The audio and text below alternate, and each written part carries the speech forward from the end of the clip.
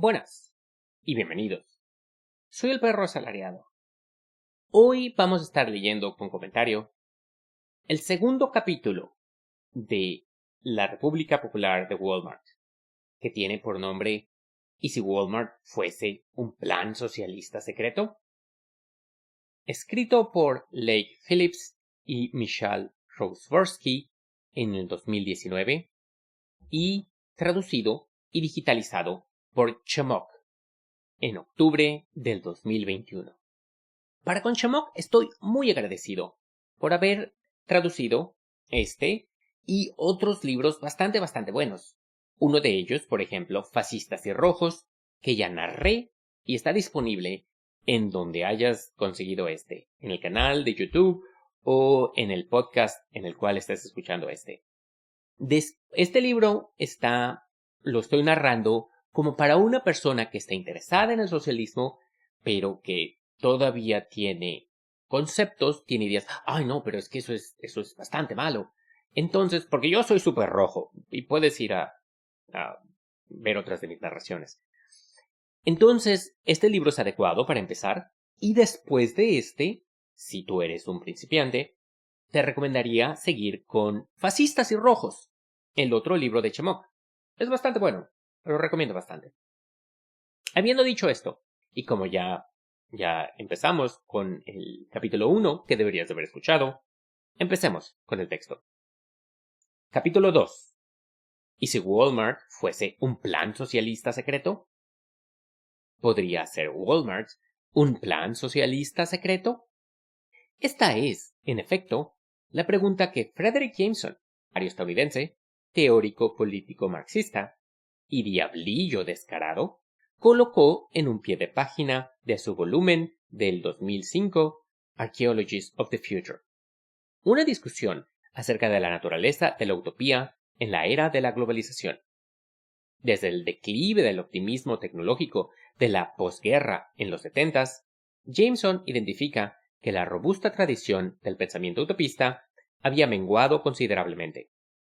El puñado de utopías frescas que él identifica que habían emergido, sean estas la estética cyberpunk o los fanáticos de la globalización a mano de las corporaciones, carecían de imaginación si las comparamos con sus predecesoras prometeicas y modernistas, las cuales no se contentaban solamente con transformar el reino de la comunicación y la información de la forma en que lo hacen las utopías contemporáneas.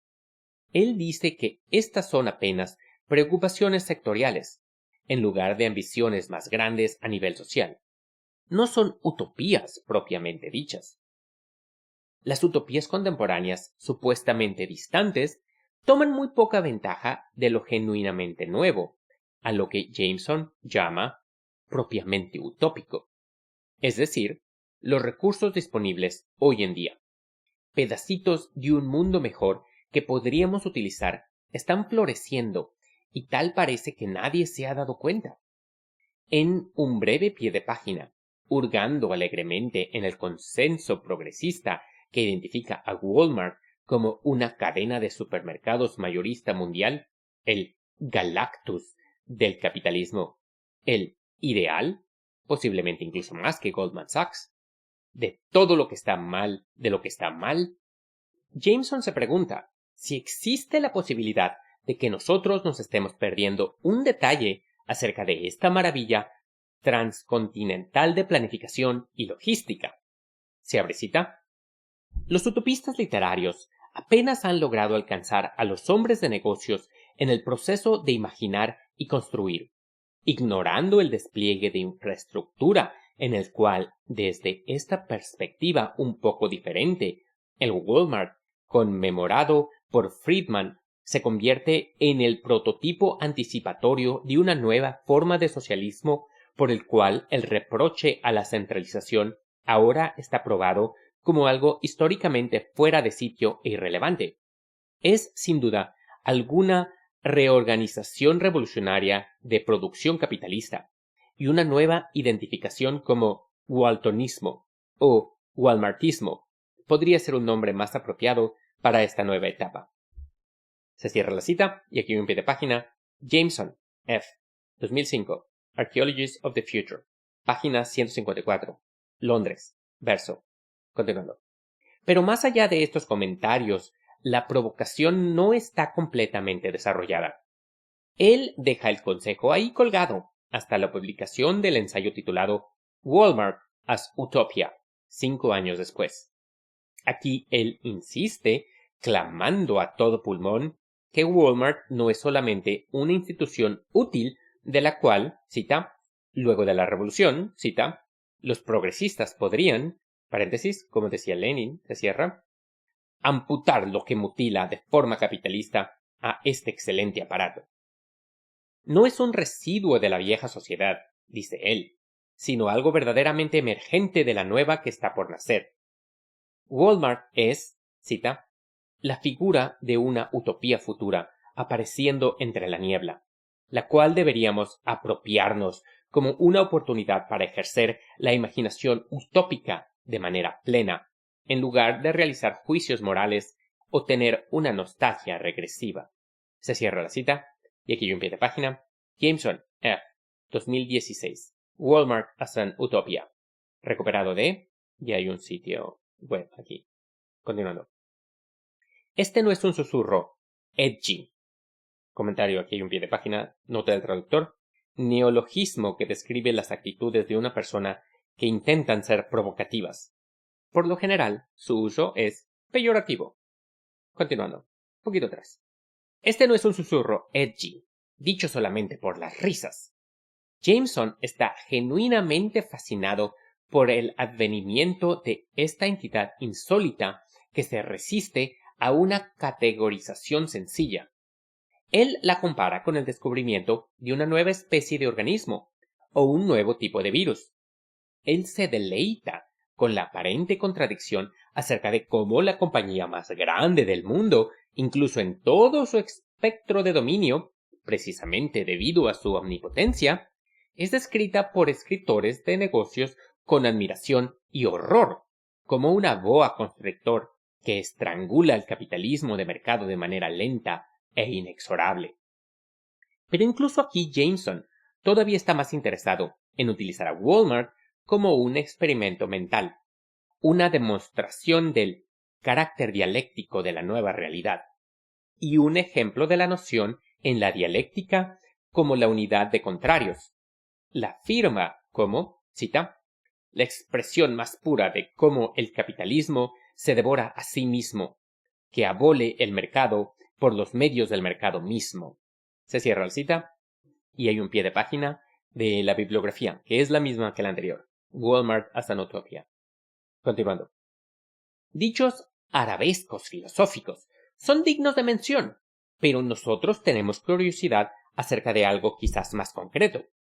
Nosotros deseamos utilizar la provocación de Jameson más allá de un pie de página o un experimento mental, y, a la luz de lo que nosotros conocemos acerca de las operaciones de Walmart, volver a visitar una discusión casi centenaria entre aquellos que defendían al socialismo y aquellos que presentaban al capitalismo como el mejor de todos los mundos posibles.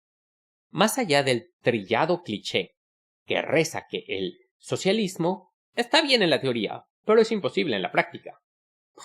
Existen, de hecho, planteamientos acerca de la planificación económica y acerca de cómo calcular una distribución igualitaria de bienes y servicios sin la necesidad de mercados. Comentario, antes de que pase, eso de que el socialismo solo funciona en la teoría. No funciona en la práctica. El capitalismo no funciona ni en la teoría. Claramente no está funcionando ahorita. Es algo que se ve muy evidente. Nosotros ya podemos ver de cómo se está desgarrando el mundo, se está comiendo a sí mismo porque las ganancias ya no se dan. Ya no hay mercados para explotar de la misma manera y estamos en una situación muy similar a la que estábamos antes de la Primera Guerra Mundial, antes de lo que los socialistas marxistas llaman la guerra imperialista, la gran guerra imperialista. Y el socialismo funciona en la teoría, el capitalismo no. Es pura concentración de capital. Esa es la teoría y esa es la práctica. Y se hacen se hacen capitales cada vez más grandes que compiten entre ellos y eventualmente eso lleva al conflicto. Siempre es así. Siempre es así. Continuando con el texto.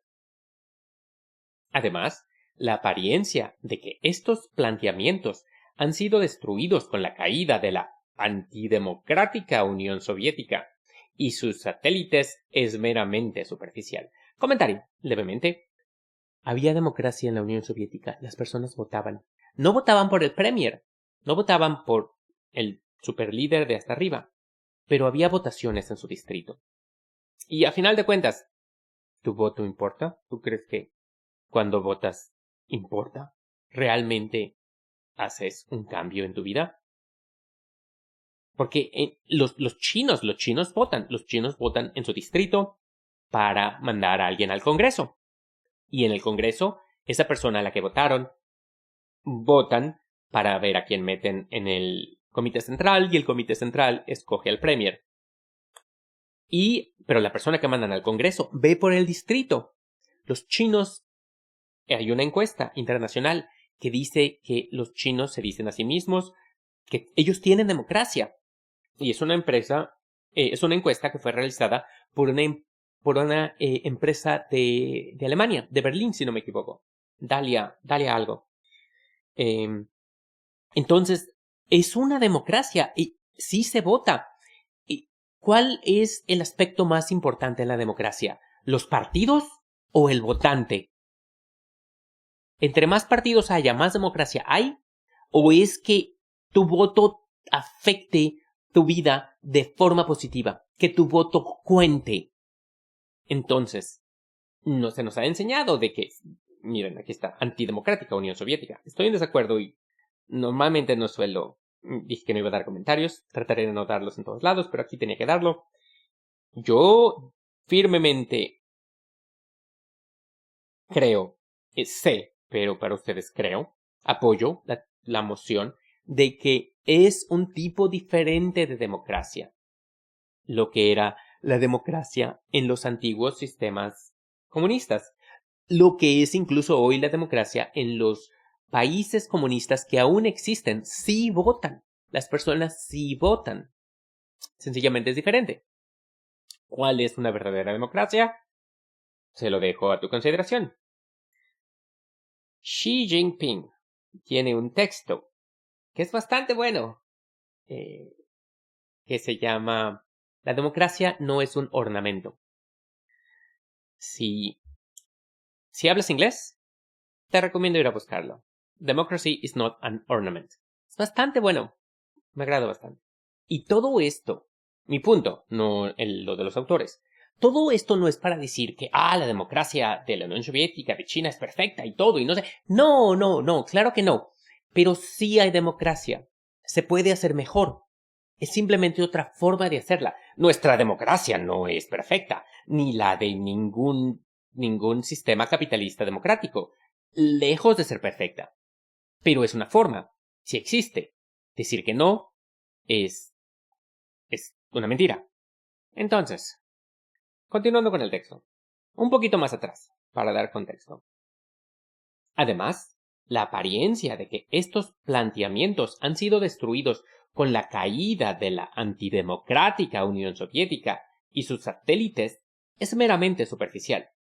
Y por más contraintuitivo que pueda parecer en un inicio, la no menos antidemocrática Walmart, la más antidemocrática Walmart, y un puñado de otros ejemplos que vamos a considerar, ofrecen un incentivo poderoso para la hipótesis socialista de que una economía planificada, esta vez democráticamente coordinada por gente trabajadora ordinaria en lugar de burócratas o jefes, no es solamente factible, sino incluso más eficiente que el mercado. Pero antes de comenzar a explicar cómo Walmart es la respuesta, primero nos gustaría preguntar, ¿cuál es la pregunta? El debate del cálculo económico en el socialismo. Desde la revolución neoliberal de los 70 y su aceleración siguiendo el fin de la Guerra Fría, la planificación económica a escala ha sido ridiculizada desde la derecha hasta la centroizquierda, y proyectos planificados tales como el sistema de salud pública han sido puestos bajo el ataque por medio de la mercantilización en la mayoría de los países. En muchas jurisdicciones, los sistemas eléctricos que alguna vez estuvieron en manos del sector público, hace tiempo que han sido privatizados.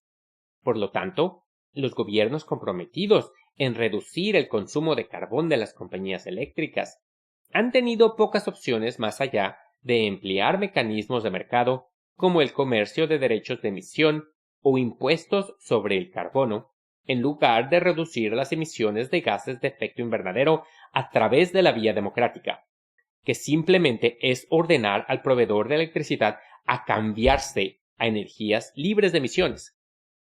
Casi en todo lugar, transporte, comunicación, educación, prisiones, policías e incluso los servicios de emergencia están siendo retirados enteramente o en parte del sector público y se proveen por actores de mercado.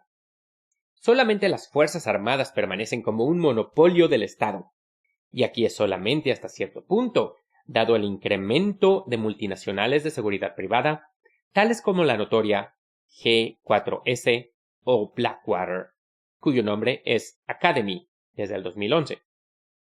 El puñado de partidos socialdemócratas y liberales que todavía defienden la salud y educación públicas lo hacen mientras aseguran de manera vaga que, cita, el gobierno tiene un rol que cumplir, se cierra, o que, cita, el gobierno puede ser una fuerza para el bien, se cierra.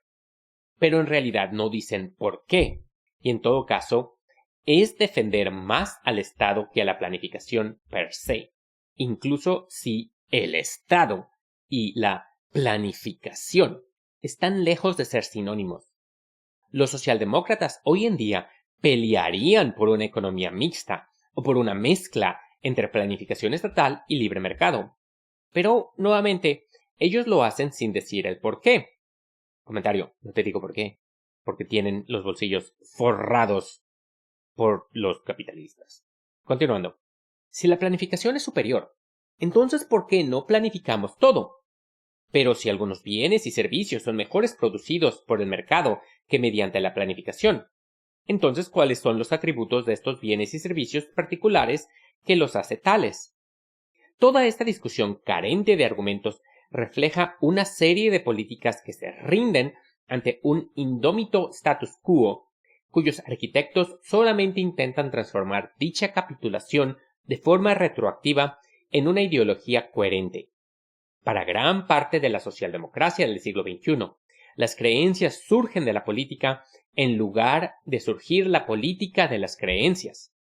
Y mientras esos centristas celebran un mundo donde todo se distribuye a través de los mercados, ellos todavía no ofrecen argumentos explicando el porqué de su preferencia a una mezcla de mercado y planificación como algo superior. Cuando son confrontados, ellos simplemente recurren al estado actual de las cosas. Se recita: ninguna economía es completamente planificada o completamente basada en el mercado. Se cierra. Bueno, dolorosamente eso es cierto. Pero nuevamente, eso no ofrece ninguna explicación acerca de por qué su configuración favorita es óptima. A lo mejor, esto es entendible. Los esfuerzos que tuvieron como epítome la planificación, aquellos como la Unión Soviética y sus satélites, colapsaron en medio de una oposición popular, estancamiento económico, un rival geopolítico militarmente superior y un liderazgo que prácticamente había dejado de creer en su propio sistema. El otro gran poder estalinista, la República Popular de China, se alejó de la propiedad estatal, liberalizó su economía y ahora es la segunda superpotencia del mundo, mientras que lo que queda de otros estados comunistas con C mayúscula, tales como Vietnam o Cuba, están siguiendo el camino de China.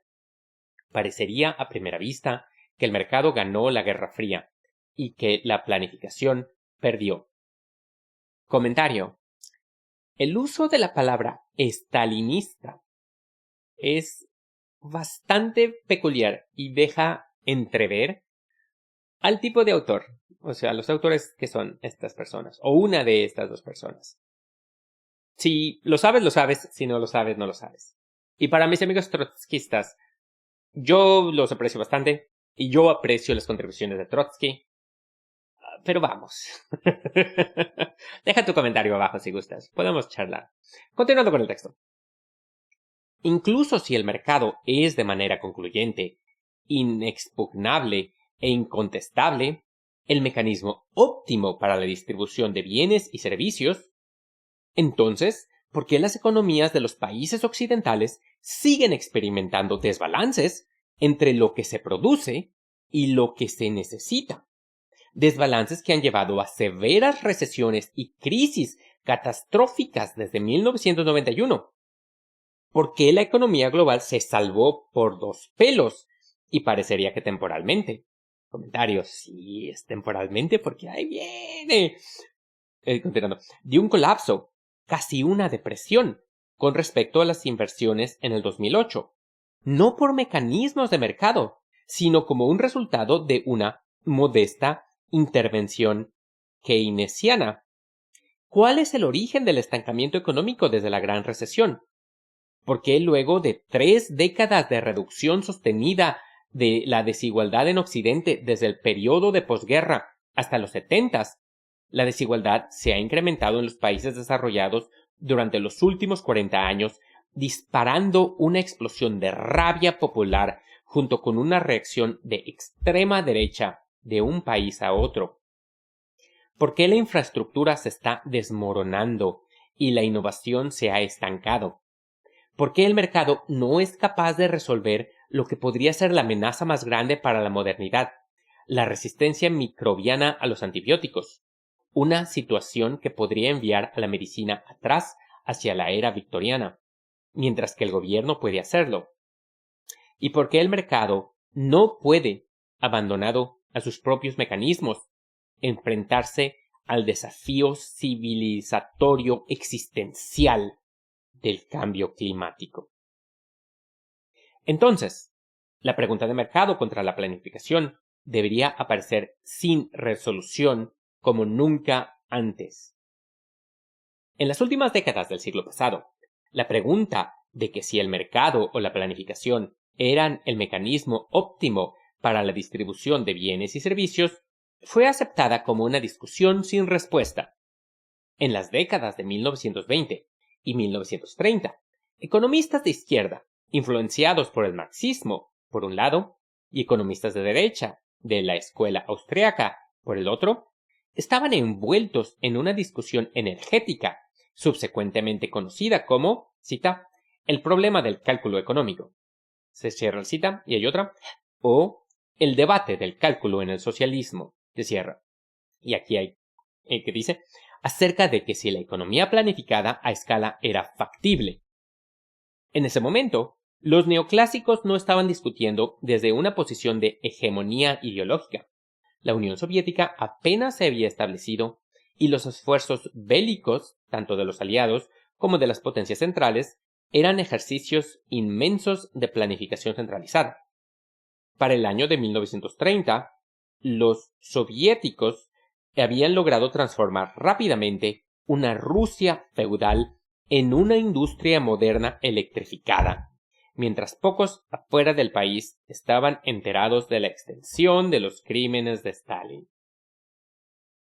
Comentario. Si apenas estás escuchando puedes esperar, pero del libro de Fascistas y Rojos hay un capítulo, creo que es el capítulo 3, que se llama Anticomunismo de Izquierda. Exactamente eso. Y hablando de Stalin, si quieres saber más de Stalin, ese mismo libro tiene un capítulo, creo que es el capítulo 4 o 5, que se llama Los dedos de Stalin, que es acerca de Stalin y da otra perspectiva. Continuando con el texto. Haciendo que aquellos economistas que deseaban criticar la planificación tendrían que hacerlo frente a lo que parecía ser una evidencia sustancial en su contra. Como resultado, partidarios de ambos lados tomaron la idea de la planificación de manera seria, y los austríacos tenían que trabajar duro para intentar probar sus puntos, para mostrar cómo la planificación económica era una. El matemático, filósofo positivista y economista político vienés, Otto Neurath, instigó el debate sobre el cálculo en una serie de artículos resultado de sus experiencias como cabeza del Departamento de Guerra en el Ministerio de Guerra del Imperio Alemán. Un polímata que había estudiado matemáticas, física, filosofía e historia, cuyo doctorado había sido acerca de la historia de la economía, apoyándose en particular en la economía no monetaria del Antiguo Egipto, una investigación de las guerras de los Balcanes que tuvo lugar entre 1912 y 1913, lo llevó a concluir que las economías de guerra eran, cita, economías en especie, se cierra, o, como las llamó, economías naturales. Economías naturales eran aquellas en las cuales el dinero y los mercados no juegan un rol en la distribución de bienes.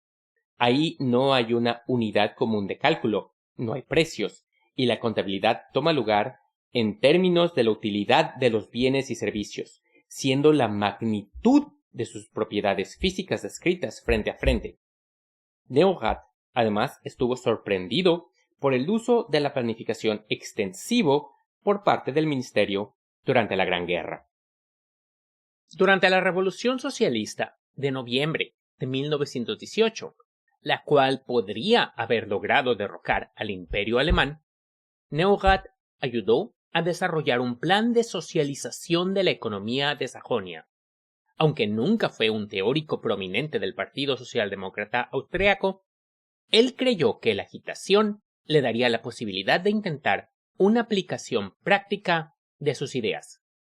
Él realizó discursos acerca de sus conceptos a masas de mineros en el sur de Alemania, discursos descritos por su amigo y colaborador Wolfgang Schumann como procesiones triunfales.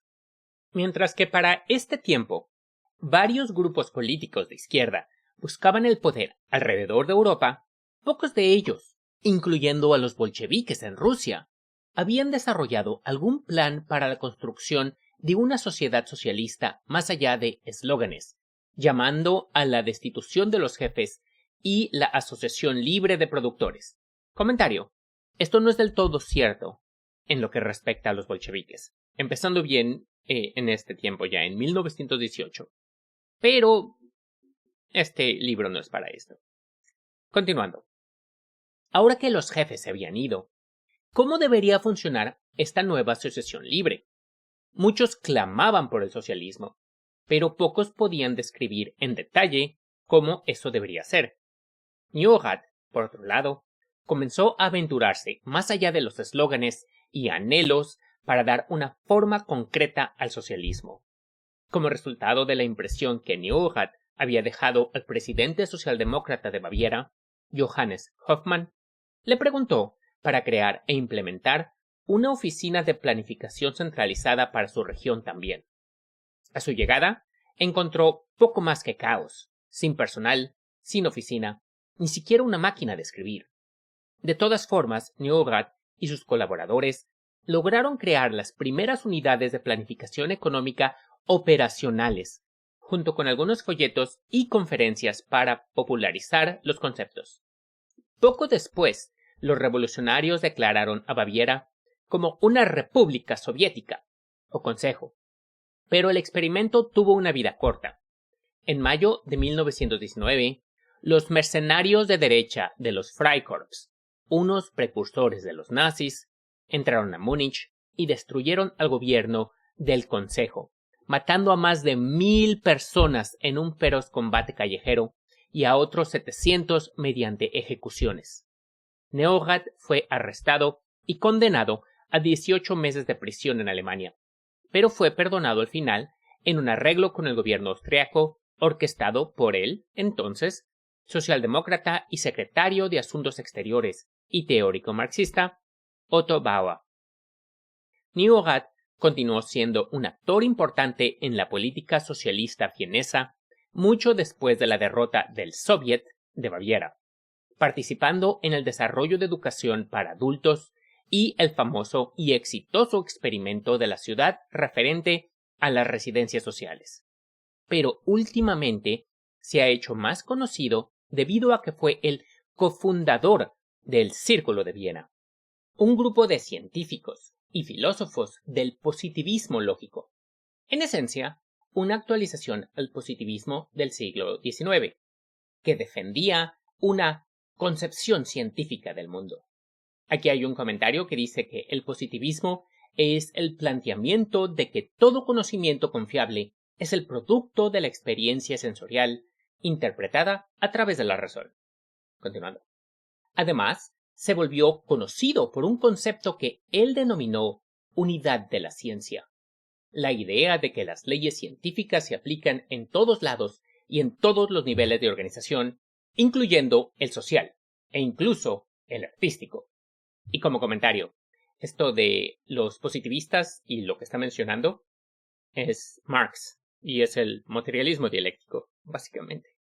Continuando. Pero este llamado a la conciliación entre diferentes áreas del conocimiento no fue un alejamiento derrotista del plano político y mucho menos de sus nociones de economía socialista planificada. Los planes de completa socialización de Neurath se habían construido sobre teorías de las economías naturales, no monetarias, y tenían el objetivo de coordinar diferentes tipos de conocimiento con el objetivo de entender y predecir las complejidades del mundo social. Sociología empírica, como él la describía. Con el objetivo de lograr la eficiencia económica mientras se evitaba la inequidad social, la estructura organizativa de la nueva sociedad tendría que ser rigurosamente científica en sus predicciones de las interacciones socioeconómicas. En otras palabras, la lucha de Neurath por la unidad de la ciencia surgieron de su percepción de la necesidad de información de las economías, no de mercado. Pero mientras las ideas económicas de Neurath hoy en día permanecen prácticamente olvidadas, Ludwig von Mises, economista de la escuela austriaca y héroe de los neoliberales modernos, se las tomó como algo bastante serio y, haciéndolo, publicó el primer contraataque del debate del cálculo, en su ensayo de 1920 titulado El cálculo económico en la comunidad socialista. Mises fue más allá de lo que en este periodo era una larga discusión ética contra el socialismo, que en este sistema no había incentivos para trabajar y por lo tanto no llevaría a la excelencia. En este corto texto, Mises, por otro lado, propuso las siguientes preguntas. En cualquier economía más grande que la primitiva de nivel familiar, ¿cómo podría la planificación socialista identificar qué productos producir? ¿Cuánto de cada cosa debería producirse? ¿Qué materia prima utilizar? ¿Y cuánta de la misma debería ser utilizada? ¿Dónde debería establecerse la producción? ¿Y qué proceso de producción era el más eficiente? ¿Cómo harían ellos para obtener y calcular este enorme cúmulo de información y cómo debería transmitirse a todos los actores de la economía? La respuesta, dijo, es que la inmensa cantidad de información necesitada por los productores, consumidores y cada actor intermedio en cada fase y localización de la producción de la multitud de productos necesitados por una sociedad está más allá de la capacidad de tales juntas de planificación. No es posible que algún proceso humano esté en capacidad de recolectar todos los datos necesarios, evaluarlos en tiempo real y producir planes que describan de manera acertada la oferta y la demanda entre todos los sectores.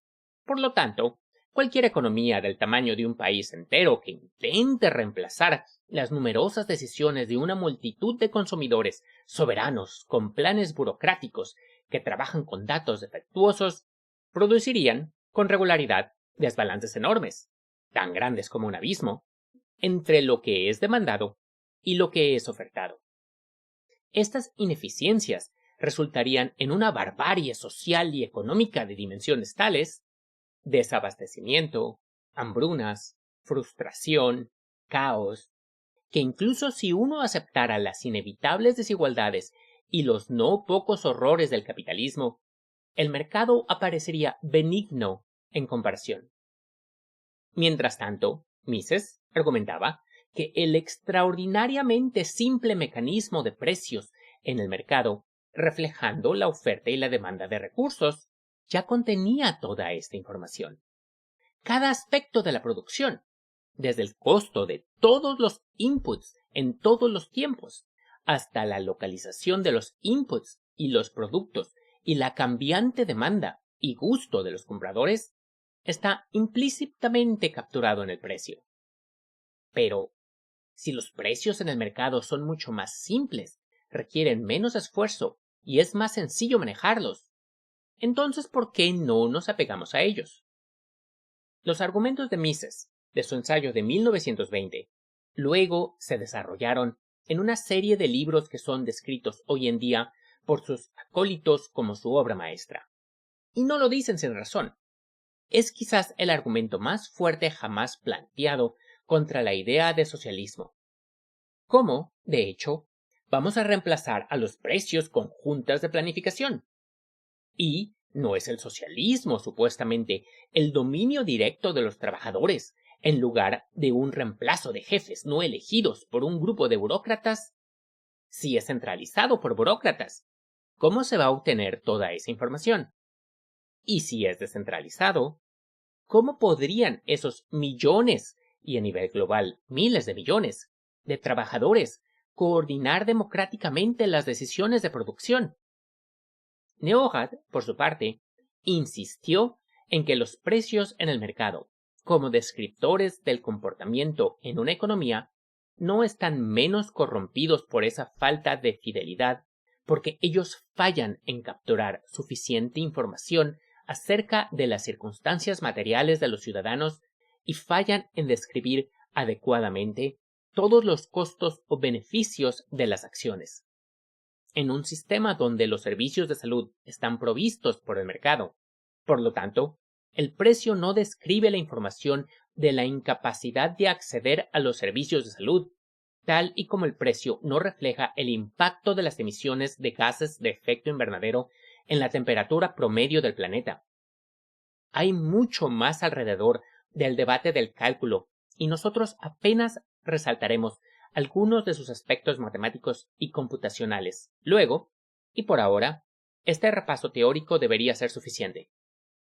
Es suficiente conocer que, como resultado de esta discusión, dependiendo de nuestra orientación política, tenemos que optar o por la información imperfecta del mercado o por la información imperfecta de la planificación, sin nunca resolver el debate. Este punto muerto incluso puede ser tuiteado en menos de 140 caracteres. Se abre cita. ¿Qué hay de la imperfección de los datos llevando a la escasez? Se cierra y se abre otra. Ah, sí. ¿Qué hay de la imperfección de los datos llevando a injusticias? Se cierra. Estamos, por lo tanto, en un punto muerto. O al menos así parecía durante mucho tiempo. Planificación en la práctica. Mises parecía haber puesto de cabeza incluso el aforismo que reza que, cita, el socialismo funciona en la teoría, pero no en la práctica. Se cierra. Él convenció a muchos que la planificación ni siquiera funciona en la teoría. El problema del cálculo parecía ser el talón de Aquiles de la teoría socialista. Si algo funciona en teoría, pero no en la práctica, entonces debe haber algo malo con la teoría. Pero si es igual de cierto que algo no funciona en la teoría, pero en la práctica sí funciona, entonces, nuevamente, algo malo debe tener la teoría. Y aquí es donde la malvada Walmart entra en nuestra historia. Walmart es quizás la mejor evidencia que tenemos de que si bien parecería que la planificación no parece funcionar en la teoría de Mises, ciertamente funciona en la práctica. Y más que eso. El fundador Sam Walton abrió su primera tienda, Walmart Discount City, el 2 de julio de 1962 en la ciudad de Rogers, Arkansas, con una población de 5.700 personas. Desde aquel origen humilde y cliché, Walmart se ha convertido en una de las compañías más grandes del mundo, disfrutando de unas emocionantes tasas de crecimiento iguales a las de la República Popular China, rondando el 8% durante sus 5 décadas y media de existencia. Hoy en día, emplea a más trabajadores que ninguna otra empresa privada, y si nosotros incluimos empresas estatales en nuestro ranking, es la tercera contratadora más grande del mundo después del Departamento de Defensa de los Estados Unidos y el Ejército Popular de Liberación de China. Si fuera un país, vamos a llamarlo la República Popular de Walmart. El tamaño de su economía sería casi igual al de Suecia o Suiza. Utilizando los datos del Producto Interno Bruto por paridad de poder adquisitivo del Banco Mundial en el año del 2015, podríamos colocarla en el puesto número 38 entre las economías más grandes del mundo. Sin embargo, mientras la compañía opera dentro del mercado, internamente, como cualquier otra empresa, todo está planificado. No hay un mercado interno. Los diferentes departamentos, tiendas, camiones y proveedores no compiten uno contra el otro en un mercado. Todo está coordinado. Walmart no es meramente una economía planificada, sino una economía planificada con un tamaño similar al de la Unión Soviética durante la Guerra Fría. En 1970, el Producto Interno Bruto soviético se posicionó en aproximadamente 800,000 millones de dólares actuales. Esto es hace unos años, continuando, siendo en aquel momento la segunda economía más grande del mundo. Los ingresos de Walmart en el 2017 fueron de 485,000 millones de dólares. Como veremos más adelante, los proveedores de Walmart no pueden ser considerados en realidad entidades externas, así que la extensión de su economía planificada es todavía más grande. De acuerdo a Supply Chain Digest, aquel periódico ambientado a los negocios y la administración más fascinante que el artículo de Vice acerca de los hábitos pornográficos de los líderes de ISIS alrededor del fetiche furry, Walmart tiene stock de productos provenientes de más de 70 naciones, operando cerca de 11,000 tiendas en 27 países. TradeGecko, una empresa dedicada a la creación de software de control de inventarios, describe el sistema de Walmart como uno de los, cita, proyectos de logística y éxito operacional más grande de la historia. Se cierra. No están equivocados. Como una economía planificada está venciendo a la Unión Soviética en sus mejores momentos antes del estancamiento. Si Mises y sus amigos tuvieran razón, Walmart no debería existir. La empresa debería haberse estrellado contra la pared desde hace mucho tiempo debido a la cantidad de cálculos que se deben hacer. Además, Walmart no es única. Hay cientos de compañías multinacionales cuyo tamaño es parecida al Behemoth de Sam Walton, y todas ellas también son, al menos internamente, economías planificadas. Los redactores de negocios, asombrados por la compañía, dicen que el éxito logístico es, a fin de cuentas, producto de la obsesión de Sam Walton, aparentemente un tacaño empedernido, con la reducción de costos, incluso con aquellos insignificantes, y el aprovechamiento de la ventaja de tener precios bajos y grandes volúmenes que permiten incluso mayor reducción de costos al expandir las economías de escala. Mientras que dichas reducciones de costos son necesarias para todas las compañías, tal vez la determinación de Walton con respecto a eso jugó un papel más allá de lo habitual. Lo que podemos decir es que la compañía dio un giro hacia la logística moderna mucho antes que otro montón de empresas gigantes y que ha sido pionera en innovaciones logísticas que facilitan la reducción de costos. En 1970, la compañía abrió su primer centro de distribución y 5 años después, la compañía había arrendado un sistema computacional IBM 370-134 para coordinar el control de stocks, convirtiéndola en una de las primeras empresas en enlazar de manera electrónica tiendas e inventarios de almacenes.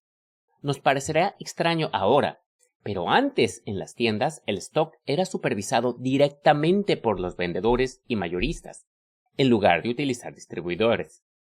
Grandes mayoristas venden miles de productos de miles de vendedores, pero el abastecimiento directo, enviar cada producto directamente a cada tienda, era profundamente ineficiente, teniendo como consecuencia el exceso o falta de stock. Incluso los mayoristas pequeños, que no pueden costear sus propios centros de distribución, hoy en día encuentran mucho más eficiente subcontratar las funciones de distribución a empresas logísticas que proveen este servicio a varias compañías. Imagínate que estás yendo a tu tienda favorita de discos de vinilo, indie, y el asistente de la tienda dice de manera repentina que no tienen un disco en particular porque su distribuidor no les ha abastecido. Y tú piensas para ti mismo, cita, pero yo sé que ese disco está disponible. Salió apenas el mes pasado en Hello Kitty Pencil Case Records. Se cierra la cita. Eso es porque la subcontratación de logística tiene lugar. Sería mucho más costoso en términos de mano de obra para una pequeña tienda el mantener una relación comercial con miles de sellos discográficos y viceversa. Pero esa tienda puede tener una relación con, supongamos, 5 distribuidores, cada uno de los cuales tiene una relación con 100 sellos. El uso de distribuidores, además, minimiza los costos de inventario, mientras que maximiza la variedad que una tienda tiene para ofrecer al mismo tiempo que ofrece a todos dentro de la cadena de suministro un conocimiento más acertado de la demanda. Por lo tanto, mientras tu tienda local no traiga álbumes de Hello Kitty Pencil Case Records a través de la magia banal de los distribuidores, tu pequeña tienda local tendrá que mantener una relación con más sellos discográficos de los que debería. En 1988, el gigante de detergentes y artículos de aseo, Procter & Gamble, introdujo la técnica de almacenamiento de reaprovizamiento continuo. Aquí un pie de página. En inglés, Stocking Technique of Continuous Replenishment. Nota del traductor. Continuando. Haciendo alianzas en un inicio con Schnuck Markets, una cadena de tiendas de San Luis. Su siguiente paso era encontrar una empresa grande que adoptara la idea y en un inicio presentaron la propuesta a Kmart, a la que no pudieron convencer. Walmart, por otro lado, adoptó el concepto, y fue debido a eso que el camino a la dominación mundial de la empresa inició realmente. Reabastecimiento continuo es un nombre equivocado, debido a que el sistema en realidad aporta un reabastecimiento muy poco frecuente, desde el proveedor hasta el distribuidor y de allí al minorista, en el cual la decisión acerca de la cantidad y el tiempo de reabastecimiento recae sobre el distribuidor, no el minorista. Nuevamente te estarás preguntando, ¿cómo es esto una innovación y por qué hace tanta diferencia? A lo mejor te preguntas también, ¿por qué parecería que estoy leyendo una triste revista de negocios sacada de un aeropuerto que le hace una mamada al capitalismo? Sopórtalo. El socialismo se trata enteramente de logística, camarada. La técnica, un tipo de inventario manejado por el vendedor, funciona para minimizar lo que en negocios se conoce como el efecto látigo. Aquí hay un pie de página, Bullwhip Effect. Nota del traductor. Continuando. El hermano librecambista del estalinismo, en lo que a la escasez se refiere, identificado por primera vez en 1961, el efecto látigo describe un fenómeno, la tendencia cada vez mayor conforme uno avanza en la cadena de suministro, del surgimiento de desbalances entre los inventarios frente al producto demandado, lo cual se extiende hasta el productor y, en última instancia, hasta la extracción de materia prima de la compañía. En esto, cualquier cambio minúsculo en la demanda del consumidor revela diferencias entre lo que la tienda tiene y lo que los consumidores desean, lo cual significa que hay demasiado o muy poco stock. Para ilustrar el efecto látigo, consideremos el caso de tener muy poco, pese a que el fenómeno ocurre de forma idéntica en el otro escenario, en tener más. Continuando. La tienda reajusta sus órdenes al distribuidor para satisfacer el incremento en la demanda del consumidor. Para este punto, el distribuidor ya ha comprado una cierta cantidad de suministros al mayorista, por lo que tendrá que reajustar sus propias órdenes, y esto sigue pasando por el fabricante hasta el productor de materias primas. Debido a que la demanda del consumidor tiende a ser variable y su predicción es inexacta, los negocios deben tener un inventario de reserva llamado stock de seguridad. Moviéndose arriba en la cadena, cada nodo observará fluctuaciones más grandes y, por lo tanto, mayores requerimientos de stock de seguridad. Un análisis realizado en 1990 identificó que la escala del problema era considerable. Una fluctuación por parte del consumidor de solamente el 5%, hacia arriba o hacia abajo, será interpretado por los otros participantes de la cadena de suministro como un cambio en la demanda de hasta un 40%.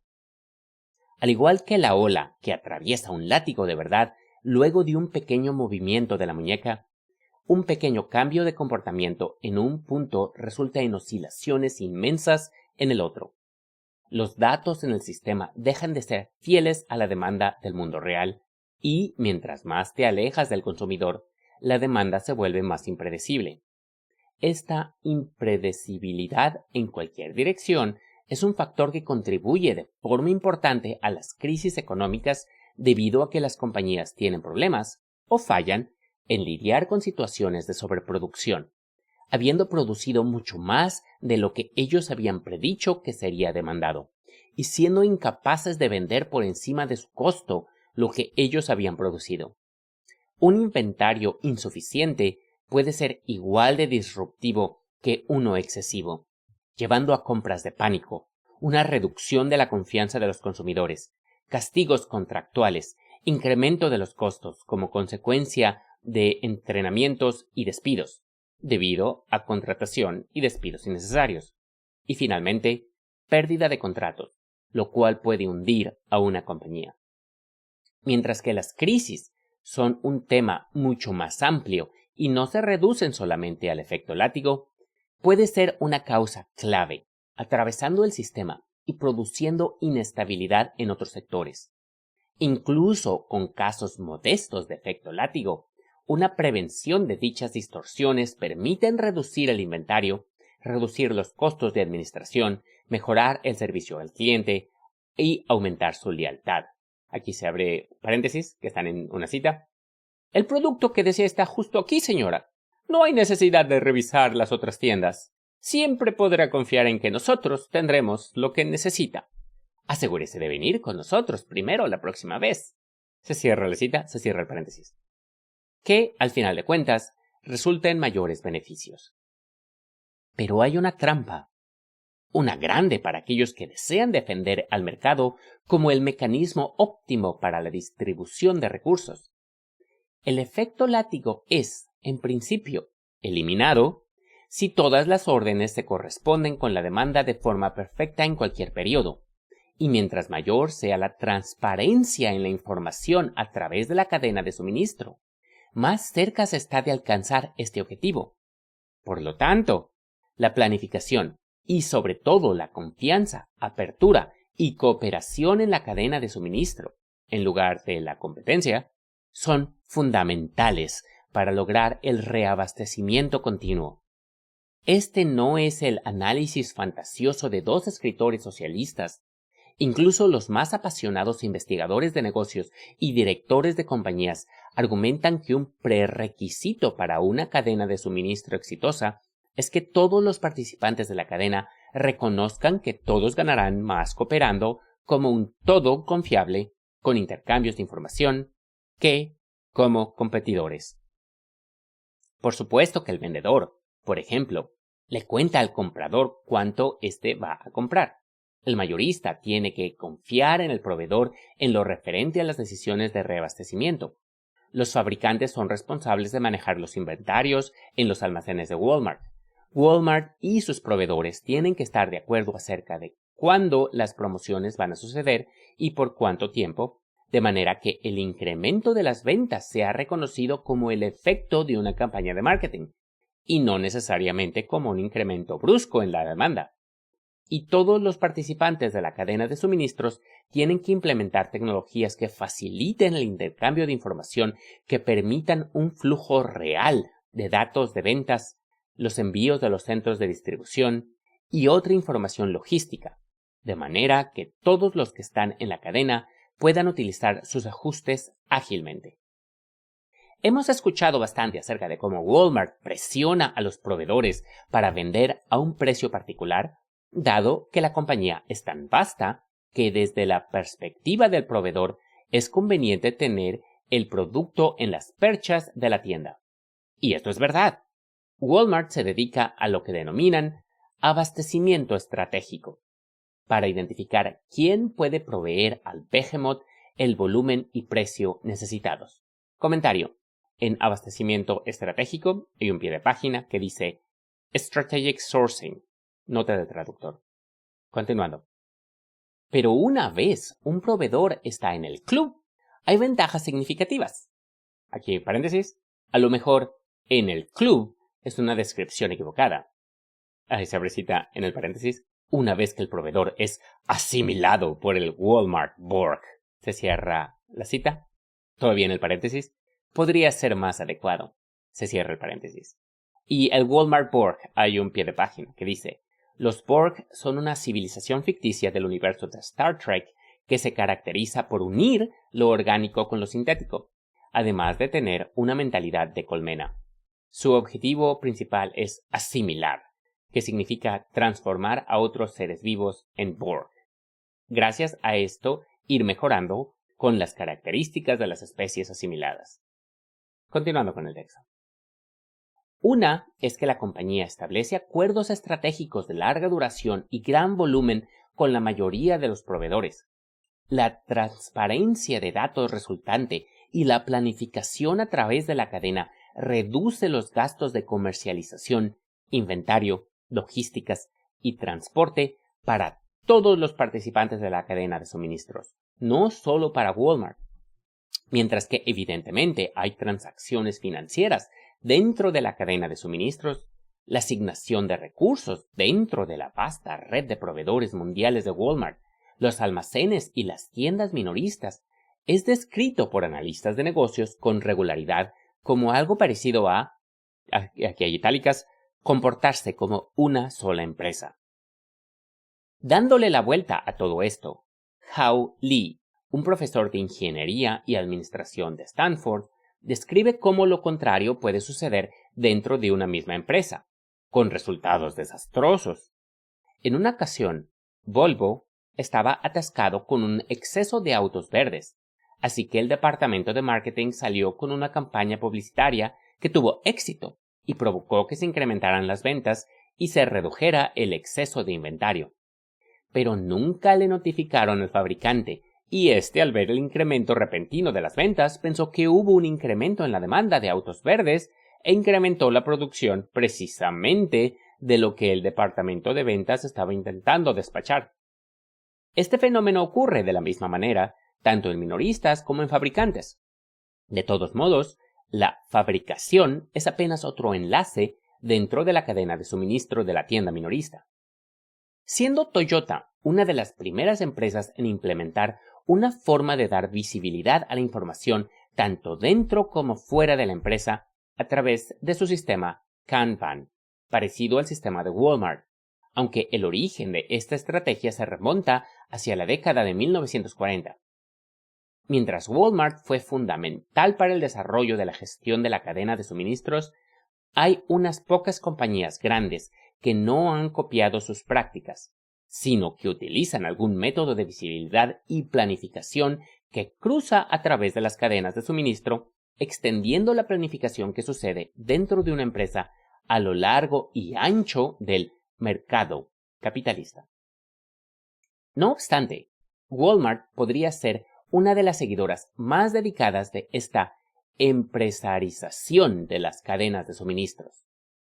En la década de 1980, la compañía empezó a lidiar directamente con los fabricantes para reducir el número de intermediarios y para vigilar de forma más eficiente la cadena de suministros.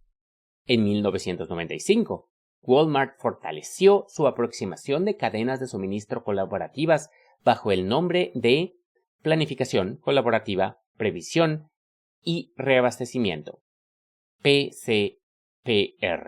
Y aquí un pie de página, que en inglés sería Collaborative Planning, Forecasting and Replenishment, CPFR. Continuando. En la cual todos los nodos de la cadena colaborativa sincronizan sus previsiones y actividades a medida que la tecnología ha avanzado. La compañía ha utilizado PCPR para fortalecer más la cooperación de la cadena de suministros, desde ser la primera en implementar el uso de la barra del código universal de producto en toda la empresa, hasta su relación más complicada con la identificación por radiofrecuencia. Su gigantesca base de datos conectada por satélite conecta las previsiones de la demanda con los proveedores y distribuye datos de las ventas a tiempo real desde las cajas registradoras a lo largo y ancho de la cadena de suministros. Analistas describen cómo el inventario y la manufactura son jalados casi momento a momento por el consumidor en lugar de empujados por la compañía hacia las estanterías. Aquí hay un pie de página en jalados y empujados, que es básicamente pull and push. Nota del traductor. Continuando. Todo esto muestra cómo se está realizando una planificación económica a gran escala en la práctica, con la ayuda de los avances tecnológicos. Incluso cuando, supuestamente, el manejo de estos datos infinitos, de acuerdo a Mises y sus coidearios en el debate del cálculo, era imposible.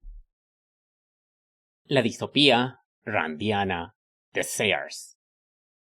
Es una gran ironía que uno de los principales competidores de Walmart, la venerable y antigua Sears, Roebuck & Company, fundada hace más de 120 años, se haya destruido a sí misma al adoptar exactamente lo opuesto a la galopante socialización de la producción y la distribución llevada a cabo por Walmart, al instituir un mercado interno. Sears Holding Corporation reportó pérdidas de $2,000 millones en el 2016 y un total de $10.4 mil millones desde el 2011, el último año en que la empresa tuvo utilidades. Durante la primavera del 2017 estuvo al borde de cerrar, además de las 2.125 tiendas que ya había cerrado desde el 2010, más de la mitad de sus tiendas, otras 150 tiendas, y había admitido públicamente una duda sustancial con respecto a su capacidad de mantener sus puertas abiertas por mucho más tiempo. Las tiendas que permanecieron abiertas, por lo general escondidas detrás de ventanas tapiadas, tenían un triste aire de desolación similar a las tiendas soviéticas de los 80s. Techos con goteras, ascensores fuera de servicio, acres de estantería vacías y pasillos con cajas de cartón medio vacías con mercadería colocada a capricho. Un zapato negro de talla 9, completamente nuevo, reposa solitario, sin su caja, en el suelo. Su par no estaba ni en la estantería ni en el depósito. Los empleados que todavía quedan se han dedicado a cubrir con sábanas las secciones abandonadas para que los clientes no puedan verlas. Por supuesto que la compañía ha sufrido, al igual que muchas otras tiendas físicas, por el surgimiento de tiendas de descuento como Walmart y distribuidores online como Amazon. Pero el consenso tanto de la prensa de negocios como de docenas de ex ejecutivos amargados es que la causa principal del malestar de Sears fue la desastrosa decisión del presidente y CEO de la compañía, Edward Lampert, de desagregar las diferentes divisiones de la compañía en unidades competidoras para crear un mercado interno. Comentario. Aquí cuando dice la decisión del presidente, entre corchetes dice del antiguo presidente. Y hay un pie de página de Chemok que dice, a la fecha de la publicación de esta versión en español, Eddie Lampert ya no es el CEO de Sears. Continuando. Desde una perspectiva capitalista, el movimiento parecería tener sentido.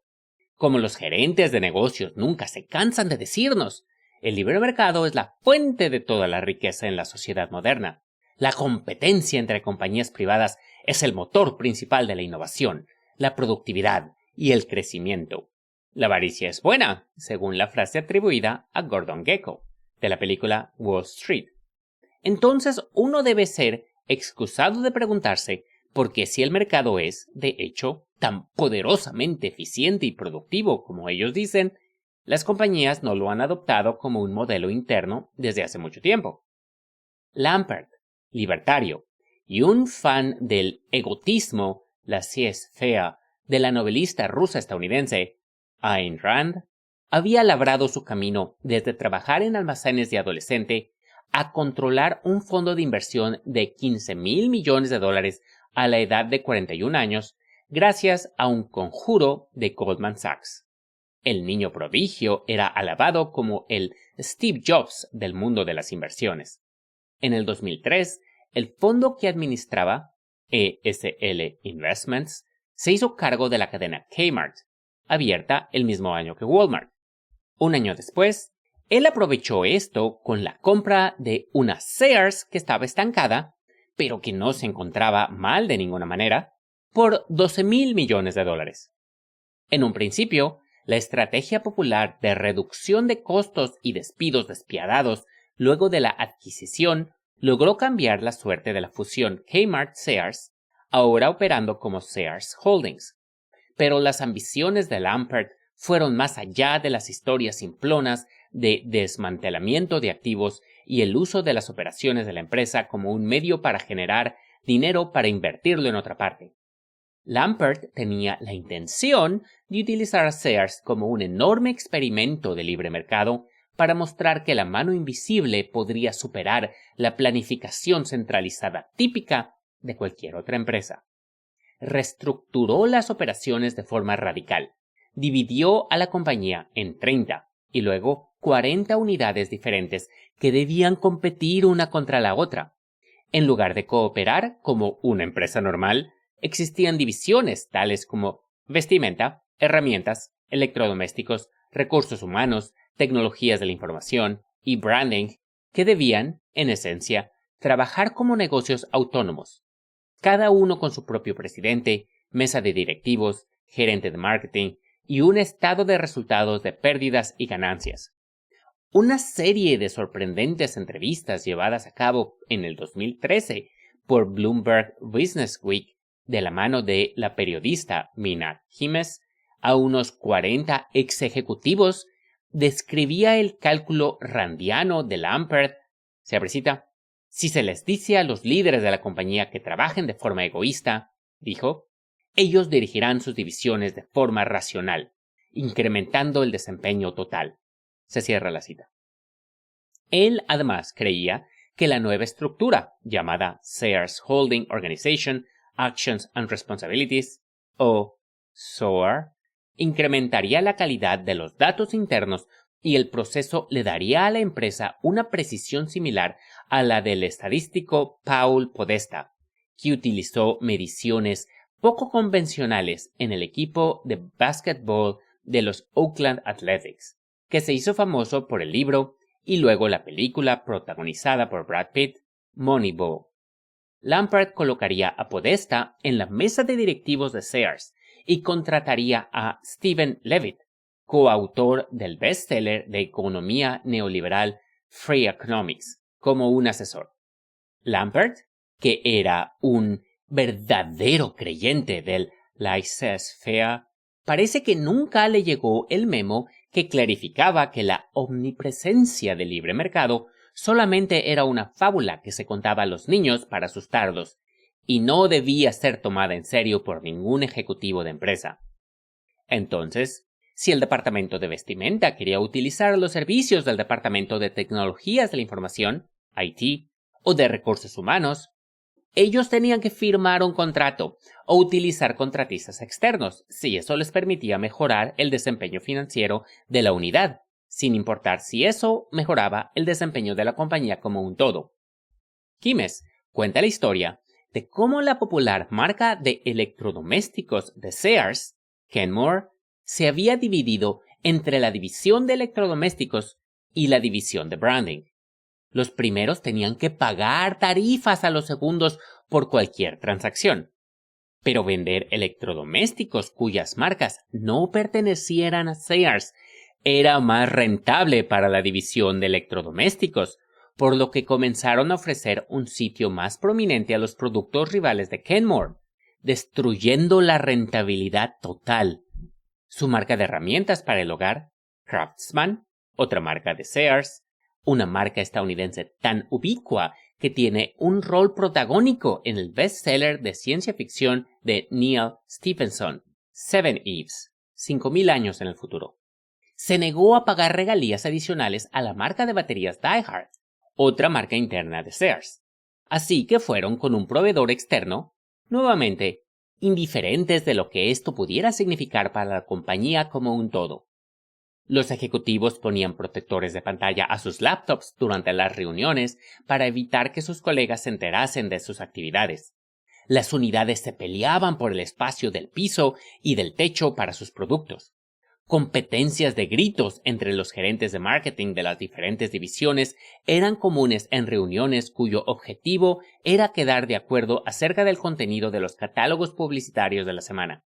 Luchaban por el posicionamiento ideal, buscando optimizar las ganancias de su unidad particular, incluso a expensas de otra unidad, en ocasiones con resultados hilarantes.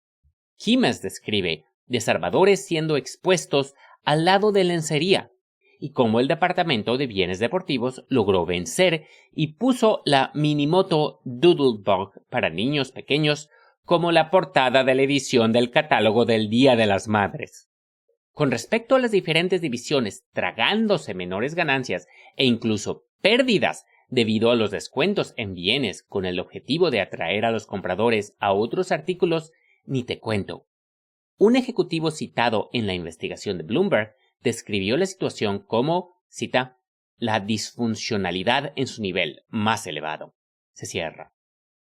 A medida que las utilidades se desplomaban, las divisiones comenzaban a portarse más agresivas unas con otras, raspando las pocas reservas de dinero que quedaban. Algo que aplastó más las ganancias fue la duplicación de trabajo, particularmente por una repetición cada vez más pesada de las funciones ejecutivas por parte de las unidades no competidoras, ya que no tenían interés en compartir los costos de las operaciones, con una falta de interés a nivel de toda la compañía de mantener la infraestructura de la tienda, algo que cada división veía como un costo impuesto de forma externa por parte de las otras divisiones. Las inversiones en bienes de capital de Sears cayeron a menos del 1% de sus ingresos, una proporción mucho menor que la de sus competidores. Al final, las diferentes unidades decidieron simplemente prestar atención a sus propias ganancias, mientras la compañía como un todo estaba condenada. Un antiguo ejecutivo, Shaunak Dave, describió una cultura de guerra tribal y una eliminación de la cooperación y la colaboración. Una revista de negocios describió el régimen de Lampert como, cita, dirigir a Sears como el Coliseo romano. Se cierra. Kimes, por su parte, escribió que si existía algún libro que describiera acertadamente el modelo, este era más Los Juegos del Hambre que La Rebelión del Atlas. En consecuencia, muchos de los que abandonaron la embarcación describen los delirios librecambistas atolondrados del hombre al que llaman Crazy Eddie como un experimento fallido por una razón por sobre todas las demás. El modelo implementado destruye la cooperación. De acuerdo a la cabeza de la unidad de baterías Die-Hard, Eric Rosenstrauch, cita, las organizaciones requieren de una estrategia holística. Se cierra. Por supuesto que lo requieren, pero ¿no es la sociedad como un todo una organización? Esta lección es menos verdadera para la economía global de lo que fue para Sears. Para tomar solamente un ejemplo, la combustión continua de carbón, aceite y gasolina podría ser desastrosa para nuestra especie como un todo, pero mientras siga siendo rentable para algunas de las divisiones de Eddy, aquellos responsables de extraer y procesar combustibles fósiles continuarán haciéndolo, mientras eso sirva a sus intereses particulares. El resto de la compañía, en este caso, el resto de la humanidad, estará condenada. Sin embargo, frente a toda esta evidencia, Lampert proclama sin arrepentimiento que, cita, los sistemas y las estructuras descentralizadas funcionan mejor que las centralizadas porque producen mejor información en el tiempo. Se cierra. Para él, las batallas entre divisiones dentro de Sears solo podían ser algo positivo. De acuerdo al portavoz Steve Brightwhite, cita, los conflictos por los recursos son un producto de la competencia y la amenaza, cosas que faltaban hace mucho tiempo y faltan en las economías socialistas. Se cierra. Él y aquellos que se están apegando al plan parecen creer que el modelo convencional de la empresa a través de la planificación nos lleva al comunismo. No están equivocados del todo.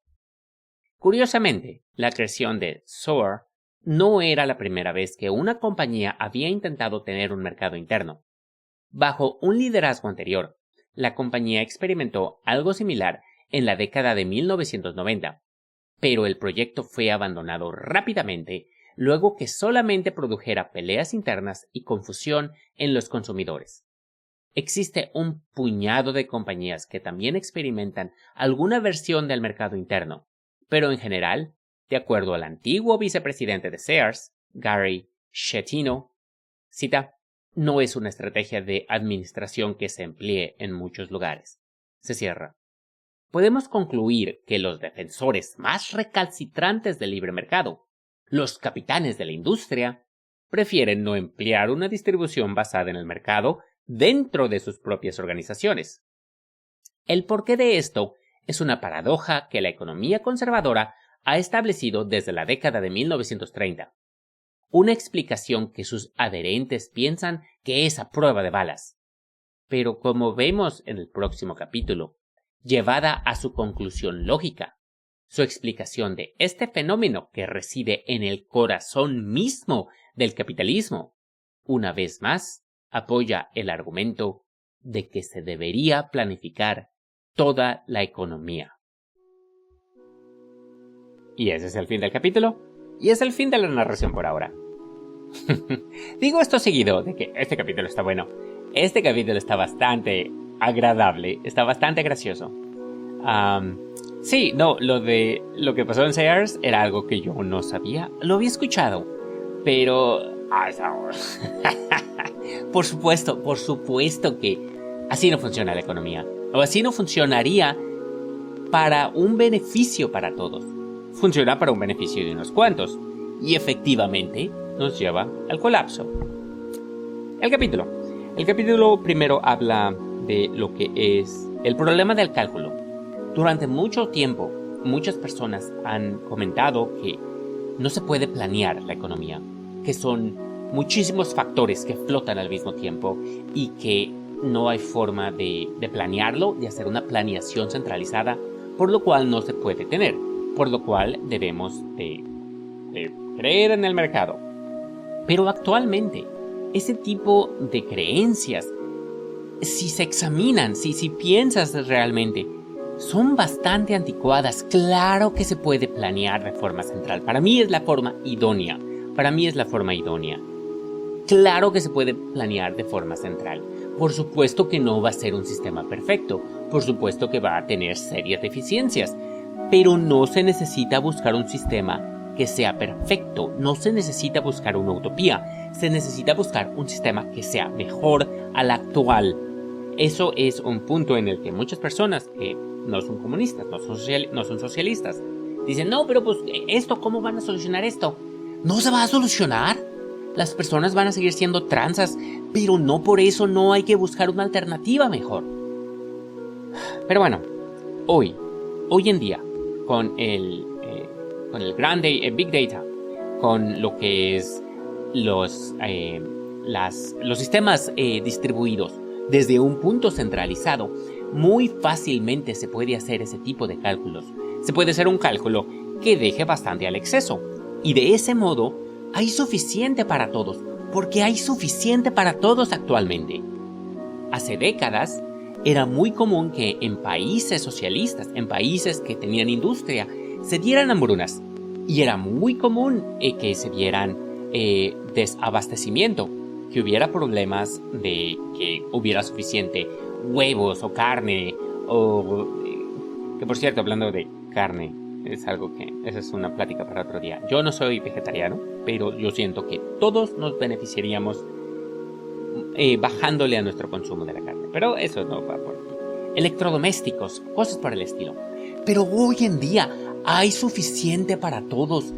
Para todos tenemos muy fácilmente la capacidad de darle comida para todos, de darle un servicio médico para todos, de darle casa para todos, y que uno no tenga que tener miedo de que eso te falte. Pero no lo hacemos porque tenemos que perseguir la ganancia. En los 80, en los 70, en los 60, en el 1920, era muy común que efectivamente se diera ese tipo de desabastecimiento. Pero hoy en día no tiene que ser así. Incluso de artículos que se considerarían de lujo, computadoras y teléfonos y tablets y electrodomésticos, hay suficiente para todos, sí se puede. Lo que falta es voluntad política. Lo que falta es organización. Pero para eso estamos aquí. Este libro va a ayudar para eso. Entonces, ese es el punto 1, lo que es del capítulo. Lo que fue el problema del cálculo, que no es un problema actualmente. No es un problema. Y si lo fuera, nada más aplíquele más. Y va a ser un sistema con bastantes fallas, mejor que el actual. Sencillo. Las otras dos partes del capítulo es lo que fue Walmart, el cómo Walmart creció y el cómo Walmart tuvo esta visión que es una visión centralizada. Es una visión centralizada de un todo para poder mejorar lo que son las ganancias dentro de la empresa. Para la empresa es un sistema que funciona dentro de sí mismo. Y el otro punto del capítulo, de lo de Walmart no voy a hablar bastante, ahí fue bastante claro. Lo de Sears está buenísimo, está hilarante realmente. Es ahí donde dale... Ay, hermanos argentinos, estoy narrando esto en abril del 2026. Que por cierto, eso también es otra cosa de que... vamos a acabar del capítulo. Sí, no, pone un libertario a la cabeza y se hace... Nos lleva a la ruina. Tenemos que trabajar en conjunto. Es la única manera. Una centralización con fuerza puede mejor coordinar los distintos sectores de lo que es cualquier proceso, cualquier sociedad, por pequeña que sea. Esta es mi forma realmente súper honesta de ver las cosas actualmente. Y yo creo que después de llegar a lo que sería una etapa más elevada de lo que es más allá del socialismo, se podría descentralizar. Se va a descentralizar, yo creo. Podríamos simplemente tener industrias distribuidas. Llegaríamos a lo que es, desde mi punto de vista, creo que ya lo dijo en estas narraciones, a lo que sería el corazón del anarquismo, que es, y va a ser en esa etapa donde nuestra historia, no es el fin de la historia, es el inicio de nuestra historia. Vamos a poder ser libres, realmente libres. Pero bueno, entonces, aún China, por ejemplo, mira, es ahí donde, digas o no, China podrá ser para las personas escuchando esto totalmente capitalista o podrá ser un país socialista, pero algo es claro, y eso se puede ver evidentemente, no importa cuál sea tu opinión. China es diferente a los Estados Unidos en cómo organiza y cómo moldea sus fuerzas económicas. Hay una organización más centralizada en China que coordina lo que es la industria. Y de ese modo China se decidió a sacar baterías y a sacar autos eléctricos y otro tipo de cosas para el cambio, lo que es el cambio sostenible lo que es el cambio a las tecnologías verdes y dio una apuesta muy fuerte para con ello desde hace varios años. Y hoy está pagando. Hoy en eso son líderes indiscutibles. No hay ninguna duda que una coordinación central ha ayudado al crecimiento explosivo que ha tenido China. Y eso es sin tener una economía centralizada, una economía planificada. Hay bastantes fuerzas dentro de China que son capitalistas, que son empresas privadas, y esas fuerzas le responden al Estado, que podrás decir que el Estado, para algunos de mis camaradas, es capitalista, es imperialista. Podrá ser, sí, de eso voy a sacar mi episodio de China pronto. Pero queda claro que tiene un rendimiento mejor de lo que es otras economías bajo un desarrollo similar. O sea, China hace 30 años, cuando por fin pudo comerciar con el resto del mundo, cuando por fin no estaba bloqueado el estrecho de Malaca, entonces China empieza a crecer y crece de un modo muchísimo más rápido de lo que fue India, de lo que fue Nigeria, Indonesia, de lo que fue Congo, Sudáfrica, Brasil, otros países en una posición similar durante ese tiempo, de lo que fue México, de lo que fue Egipto. Lo mismo con Vietnam, que Vietnam está lejísimos de ser un paraíso socialista, o sea, o lo que uno diría que es un bastión del socialismo.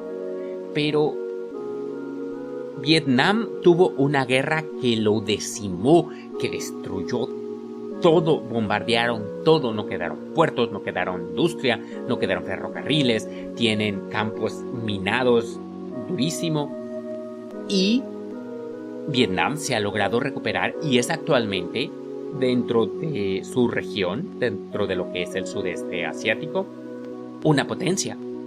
Puedes equipararlo muy fácilmente con Filipinas, con Indonesia, con Tailandia, con Malasia, a pesar de que dichos países no tuvieron dicha guerra. Y se ve proyectado de que Vietnam siga creciendo. Claramente, Vietnam y China no son paraísos socialistas. Lejos de serlo. Las fuerzas de la economía privada, el capital, tiene muchísima fuerza en esos países. Nuevamente, podría decir también va a ser el episodio de China, pero también podría ser un poquito de Vietnam, pero ya saben. Pero continuando. Pero queda claro que es tener una centralización que tenga una mano más fuerte sobre lo que son esas fuerzas de mercado. Da mejores resultados de forma demostrable. Y bueno, camaradas. Ya dije que estoy narrando esto en abril del 2026. Se está poniendo durísimo, no en el estrecho de Malaca, pero en otro estrecho. Y pues no es para esto, porque quiero dejar que esas narraciones sean más allá, superen la barrera del tiempo. Pero sí, o sea, el capitalismo claramente se está cayendo a pedazos. Camaradas, si quieren unirse a una comunidad socialista en línea, tenemos una en español. Ahorita está en Discord, quizá esté todavía cuando escuches esto. Si quieres, con mucho gusto contáctame y te extiendo la invitación. Puedes contactarme en la pantalla. Si estás en YouTube, ahorita aparecen medios para contactarme. De otra manera, si no está en Discord, va a estar en otro lado, pero hay que hacer más, camaradas. Hay que hacer más. Hay que seguir leyendo, hay que seguir educándose. Si alguien tiene alguna sugerencia de algún libro que quiera que narre, voy a estar acabando este libro y después de voy a volver a narrar lo que son libros que ya no están en la currícula básica, pero yo pienso que todavía son fundamentales. No voy a narrar El Capital, sigo diciendo, eso es un trabajo muy pesado. Me voy a echar 2 años. Pero quiero narrar, por ejemplo, lo que es la crítica al programa de Gotha, que creo que es muy, muy bueno. Ese libro está muy, muy bueno. Hay que hacer más, camaradas. Hay que hacer más. Pero sí se puede. Vamos. Se viene durísimo. Se viene durísimo. Una vez que no sé cómo sea el desenlace de lo que es ahorita el conflicto en Medio Oriente. Pero nuestros vecinos del norte, para todos los latinoamericanos, van a regresar muy enojados. Muy enojados. Y es lo que está pasando. Nadie dice nada. O sea, bola de... ahí queda son unos vasallos. Mucha paz y libertad y derechos humanos. Y ahorita todos calladitos. Bola de vasallos, de veras. Se viene durísimo. Se viene durísimo. Porque van a querer controlar su hemisferio. Camaradas. Fuerza en la lucha.